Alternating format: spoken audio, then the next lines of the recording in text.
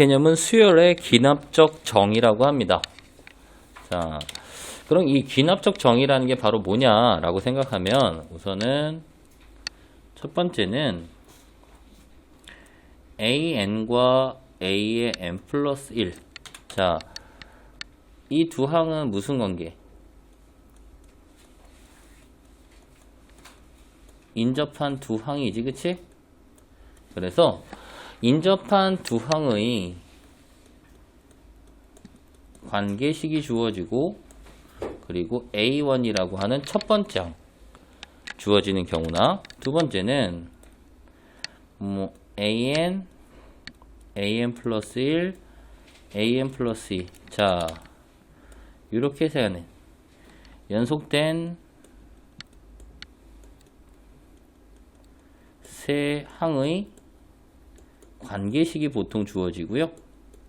그랬을 때 첫 번째 항과 두 번째 항이 주어졌을 때 우리는 나머지 모든 항들도 구할 수 있다라는 게 수열의 기납적 정의야.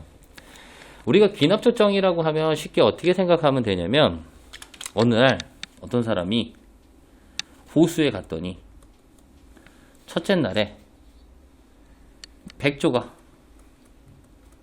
한 마리가 날아왔어. 둘째 날에 호수에 갔더니 백조가 두 마리가 날아왔어. 세 번째 날에 호수에 갔더니 백조가 세 마리가 날아왔어. 아, 그러면 10일째 내가 만약에 혹시 10번째 날에 호수에 가면 백조가 몇 마리 오겠다? 10마리 오겠다. 이게 귀납적 정의야. 이거 사실 맞을까? 틀릴까? 틀리지. 아니 뭐 백조가 11마리 올 수도 있고 얘들아. 그치? 그래서 보통 이 귀납적 정의를 할 때 제일 중요한 기본 요소는 우리가 들어가는 지금 선생님이 첫째 날, 둘째 날, 셋째 날 이렇게 나가잖아. 결국 뭐야? 자연수라는 조건이 분명히 주어질 거고요. 그러다 보니까 우리가 수열이라는 거는 제일 처음에 선생님이 뭐라고 얘기했지? 수열은 규칙성 있는 수의 나열이기도 하지만 정의역이 자연수인 함수다라고 했거든. 그래서 수열에서 기납적 정의라는 걸 사용을 할 거다라는 얘기야. 그러니까 말 그대로 지금처럼 기본적인 두 항의 관계식, 등호가 있는 관계식이 주어질 거고 그럼 거기에 따라서 첫 번째 항이 주어진다면 그 식에다가 하나씩 대입하면 두 번째 항, 세 번째 항, 네 번째 항, 다섯 번째 항 이런 것들을 다 구할 수 있다는 뜻이야. 자, 예를 들어서 한번 볼게. 자, 예를 들어서 A의 n 플러스 1은 2AN 이렇게 되어 있대. 이거고 첫 번째 항이 3이다 라고 되어 있는 거야. 자, 그러면 AN 플러스 1번째 항과 AN은 서로 인접한 항의 관계잖아. 그치? 그러면 여기 있는 모든 자연수 n에다가 자연수를 넣었어. 자, 첫 번째 n에다가 1을 대입하면 A 두 번째 항은 2A1 그쵸? A1이 얼마요? 3이니까 두 번째 항은 얼마란 얘기야? 6. 자, 두 번째 n에다 2를 집어넣으면 A 3은 2A2. 자, 두 번째 항이 6이다 보니까 얘는 얼마? 12 이렇게 되는 거 맞나요? 아, 지금 봤더니 결국 첫 번째 항이 3, 두 번째 항이 6, 세 번째 항이 12. 결국 AN이라는 수열은 무슨 수열이다? 등비 수열이다. 공비가 얼마인? 2인 등비 수열이구나. 이런 것들을 알 수 있다라는 거야. 그래서 수열의 기납적 정의에서 이제 앞으로 제일 첫 번째 걸 할 건데 제일 중요한 건 뭐냐면 얘들아 AN과 AN 플러스 1 혹은 AN과 AN 플러스 1, AN 플러스 2. 자, 인접한 두 항의 관계식이나 연속된 세 항의 관계식이 주어지면 선생님이 지금처럼 차례대로 자연수를 1, 2, 3, 4 차례대로 넣게 되면 모든 항들을 다 구할 수 있는 게 수열의 기납적 정의인데 그렇게 일일이 숫자를 넣어서 구하게 되면 시간이 오래 걸린다. 그치? 그러다 보니까 어떠한 두 항의 관계식이나 어떠한 연속된 세 항의 관계식이 나왔을 때 아, 이 수열은 바로 뭐구나 라는 게 바로 나와야 돼. 그 연습하는 걸 선생님이 1번, 2번, 3번, 4번 이렇게 번호를 붙일 거야. 이해갑니까? 그럼 그 첫 번째 볼게요. 자, 첫 번째는 등차 수열과 등비 수열 형태인데 지금 나와 있는 형태가 뭘 뜻하는 것까? 지금 얘네들은 어떤 거야? 인접한 세 항의 관계지. 자, a n번째 항, a n 플러스 1번째 항, 그 다음 n 플러스 2번째 항인데 이거 오타야 얘들아. 여기가 1이고 여기가 2가 돼야 됩니다. 자, 이게 뭘 뜻한 거냐면 이런 거지. A의 n 플러스 2번째 항에서 n 플러스 1번째 항 빼줘도 뭐야? 공차고요. n 플러스 1번째 항에서 n번째 항을 빼줘도 공차다 보니까 이게 같다라고 하면 넘어오면 결국 2의 an 플러스 1은 an 더하기 a의 n 플러스 2. 그쵸? 양변을 만약에 2로 나눠줬을 때 가운데 항인 an 플러스 1을 우리는 다른 말로는 등차 중항이라고도 하는 거고요. 그러니까 세 항의 관계식에서 이렇게 주어진다면 바로 an이라는 수열은 무슨 수열이 된다? an은 등차 수열이구나 라고 바로 알아야겠다 라는 얘기입니다. 인접한 두 항의 관계에선 이것도 가능한데요. an 플러스 1번째 항에서 n번째 항을 뺐더니 어떠한 상수, 숫자가 항상 일정하더라 라고 한다면, 혹은 an 플러스 1번째 항은 얘가 넘어간 an 더하기 상수. 자, 그렇다면 얘네들도 다 등차 수열이 되겠지, 그치? 여기 나와 있는 상수는 뭘 뜻하는 거고요? 공차를 뜻하는 거구나 라는 걸 알 수 있겠다라는 겁니다. 괜찮을까요? 자, 두 번째 형태는 세 항의 관계인데 우리가 어떻게 해줬냐면 세 항의 관계에서 n 플러스 2번째 항을 n 플러스 1번째 항으로 나눠준 결과와 n 플러스 1번째 항을 n번째 항으로 나눠준 결과가 항상 일정하다. 그래서 an 플러스 1 곱해주면 결국 a의 n 플러스 1의 제곱은 an 곱하기 a의 n 플러스 2. 그래서 양변을 사실은 루트, 그러니까 근호를 씌워주면 결국 an 플러스 1이 플러스 마이너스 루트 an 곱하기 an 플러스 2 이렇게 돼버리잖아. 그치? 그래서 이걸 등비 중항이라고 한단 말이야. 그래서 세 항의 관계가 이렇게 된다면 우리는 볼 것도 없이 an이라는 수열이 무슨 수열이다? 등비 수열이다 라고 할 수도 있고요. 자, 인접한 연속된 세 항의 관계식이야. 또 두 항의 관계식은 n 플러스 1을 an으로 나눠줬더니 상수거나 n 플러스 1번째 항은 n번째 항에다가 어떤 임의의 상수를 곱한다. 그럼 여기에 들어가는 이 상수들은 다 뭐가 되는 거고요? 공비가 된다 라는 얘기죠. 그래서 바로 얘네들을 보고 등비수열이다 라고 해야지 이걸 일일이 전개하려면 너무 시간이 오래 걸린다 라는 얘기입니다. 자, 예를 들어서 한번 문제 풀어볼게요.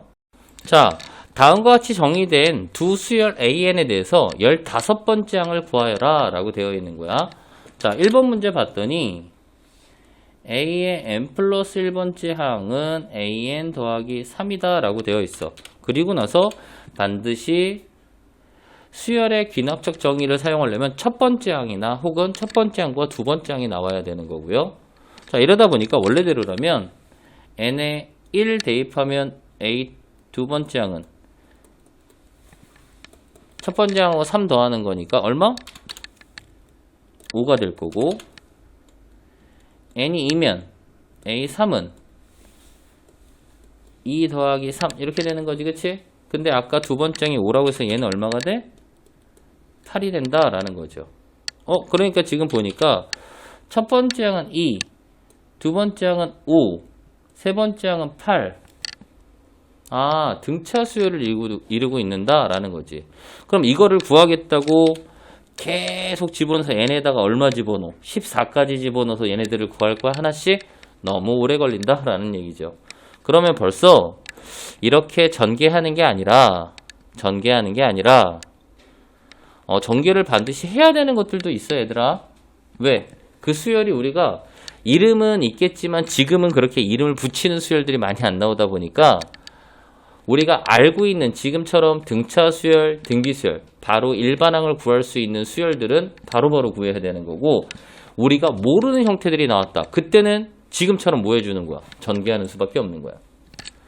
자, 이렇게 되다 보니까 A에는 무슨 수열이 되는 거고요? 등차 수열이다 라는 걸 바로 알 수 있을 거고요. 여기 뒤에 있는 이 3이라는 게 공차 D는 얼마? 3 이렇게 된다라는 거죠. 그러니까 일반항 A에는 초항 2 더하기 n-1 곱하기 3의 형태, 결국 일반항 A에는 3n-1 이렇게 되겠다라는 거죠. 그럼 이제 우리가 원하는 15번째 항이니까 결국 3 곱하기 15 마이너스 1. 그래서 답은 44 이렇게 된다라는 얘기야. 이걸 아까처럼 계속 n에 1부터 12까지 아니 14까지 집어넣어서 다 구할 수는 없다는 얘기야. 자, 두 번째 형태도 마찬가지입니다. 지금 어떻게 되어 있냐면 a의 n 플러스 1은 2 곱하기 an의 형태로 되어 있다라는 거지. 자, 인접한 두 항인데 얼마? 상수 2를 계속 곱해간 거야. 그래서 만약에 n에다 1을 집어넣으면 a2는 a1 곱하기 2, 초항이 3이라고 했으니까 6, a3은 a2 곱하기 2. 자, 두 번째 항이 6이라고 했으면 얘는 12. 그래서 첫 번째 항 3, 두 번째 항 6, 세 번째 항 12. 아, 각각의 앞에 항에다가 2씩 곱해갔구나 라는 거기 때문에 일반항 A에는 무슨 수열이다? 등비 수열이다 라는 거지. 그치? 근데 이것도 15번째까지 할 거야? 아니란 얘기야. 그래서 여기서 A에는 무슨 수열이고요? 바로 등비 수열이고, 공비 R은 얼마다? 이 앞에 곱해져 있는 2가 되는구나 라는 거죠. 그래서 일반항 A에는 초항 3 곱하기 2의 n-1제곱 이렇게 될 거고요. A의 15번째 항은 3 곱하기 2의 14제곱. 이게 우리가 원하는 형태가 되겠다라는 겁니다. 그래서 선생님이 보통 1번, 2번이라고 합니다. 지금처럼 나와 있는 형태. 얘가 이렇게 표현될 수도 있고, 혹은 어떤 형태로 표현될 수도 있냐면 A1은 2고요. A2는 자 5가 주어졌어. 첫 번째 항이, 두 번째 항이 5 이렇게 주어진 거야. A는 무슨 수열일까? 알 수 없다지. 뭘 생각을 해, 얘들아. 항 두 개만 딸랑 주어주면 얘가 등비 수열이지, 등차 수열이지, 개차 수열이지 어떻게 알아? 근데 이러한 조건이 주어진다면 A의 m 플러스 1은 an 더하기 a의 m 플러스 2다. 이렇게 주어진다면 첫 번째 항이 2고 두 번째 항이 5일 때 얘를 만족한다. 그러면 이 세 개의 조건 때문에 우리는 A에는 무슨 수열? 등차 수열. 그러면 A2에서 A1 빼준 공차 D는 얼마다? 3이다. 이렇게 바로 구할 수 있겠다라는 얘기야. 괜찮을까요? 같은 형태로 A1이 3이고 A2가 6이야. 첫 번째 항 3, 두 번째 항 6. 무슨 수열? 몰라요. 아, 모른다니까. 그치? 근데 이게 A의 n 플러스 1의 제곱이 an 곱하기 an 플러스 2다 라고 한다면 이게 결국은 등비중항을 나타내는 형태거든. 그치? 그러니까 an은 바로 an이라는 수열은 등비 수열이구나 라는 걸 알 수 있을 거고요. 6에서 3으로 나눠준 공비가 2구나 라는 걸 바로 알 수도 있겠다 라는 거야. 그래서 이거를 1번, 2번 이렇게 선생님이 표현한다 라는 얘기입니다. 이해 갑니까?